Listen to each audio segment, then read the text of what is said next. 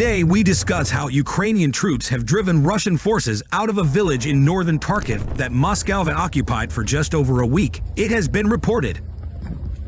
The Deep State Map Project, which has links to Ukraine's military, said on Telegram that Kyiv's forces had driven Russian troops out of Sotnitsky Kozachok, located near the border between Ukraine and Russia. Russia had reportedly occupied the village since July 3, which allowed Moscow's forces to expand the front line in the Kharkiv region, Ukrainian media reported. But a map by the Deep State channel showed Sotnitsky Kozachok marked in blue late Friday night instead of red, to indicate the presence of Russian forces the previous day. The village was among several settlements that had faced Russian shelling following Moscow's push into the region by the border, which was launched on May 10. The Deep State Post on Friday said that Ukrainian defense forces had detected and destroyed a sabotage and reconnaissance group that had been in the village. The Post also said that Russians had made advances around 5 villages in the Donetsk Oblast.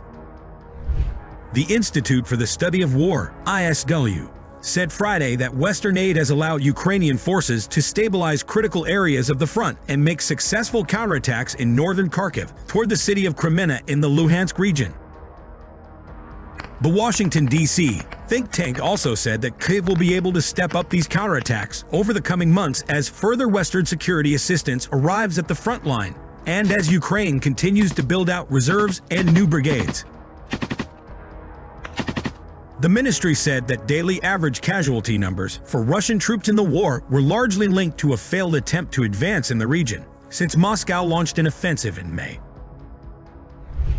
The UK Ministry of Defense said that average daily Russian casualties, both killed and wounded, had reached 1,262 and 1,163 in the 2 months, and that over this period, Moscow had likely lost more than 70,000 personnel. It comes amid reports of overnight attacks by Russian forces in the Donetsk region, which killed 6 people in the town of Lyman, according to Ukraine's State Emergency Service. They were among Russian attacks across Ukraine that killed at least 7 people and injured at least 29 over the past day, regional authorities said on July 13. Meanwhile, Ukrainian forces downed 4 out of the 5 Shahed-type drones launched by Russia overnight Friday, according to Air Force Commander Mykola Olszczuk. Another drone entered the airspace of Belarus's Homel Oblast, which is just over the Ukrainian border, he added. Newsweek has contacted the Russian Defense Ministry for comment.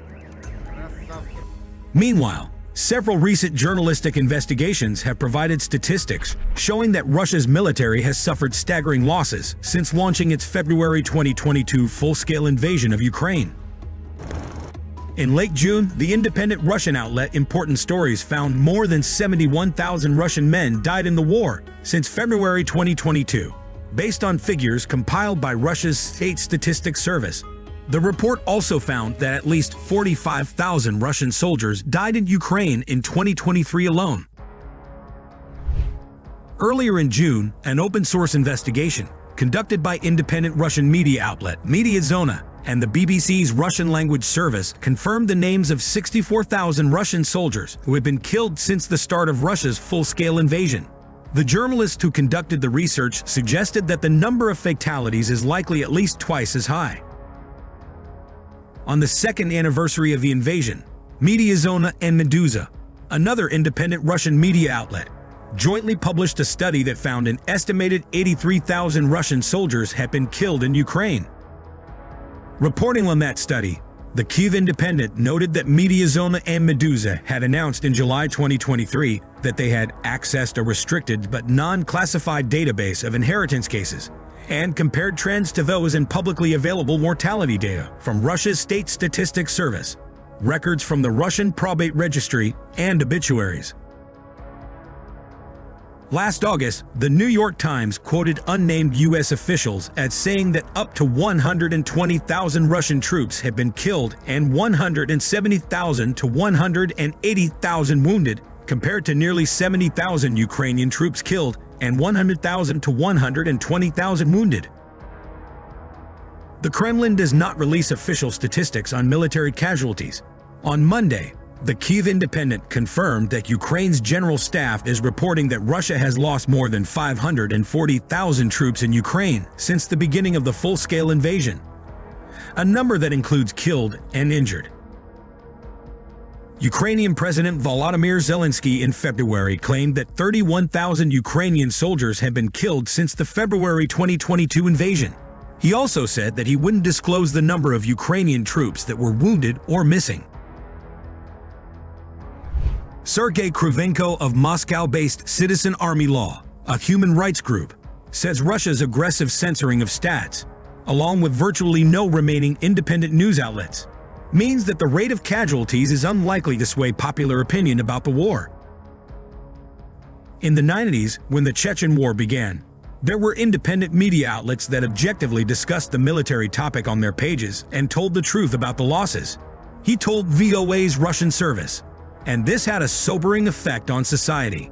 There is the most severe censorship now. The authorities have everything under control, and for publications of this kind you can easily get a prison term. Kruvenko also noted that the majority of troops sent to Ukraine are contract soldiers, an important distinction from the Afghan and Chechen wars fought primarily by forced conscripts that were sent to slaughter, which caused tension and backlash in society, even to the point of creating social movements. Those who voluntarily signed contracts to fight in Ukraine, he added, made their own choice. In addition, they receive a decent salary, he said. That is, ordinary people do not feel particularly sorry for them. Kruvenko said that while Russia's enormous losses in Ukraine cannot be hidden, with cemeteries expanding in every Russian city and town, it will not force the Kremlin to change course. They will only turn up patriotic rhetoric more intensely to explain the growing losses, he said. They will repeat that there is a war with the West, so everyone goes to the front. Roman Dobrokoto of The Insider, an independent investigative outlet based in Latvia, said focus groups have shown that Russians are tired of the war in Ukraine, mainly over casualties and its effect on the economy.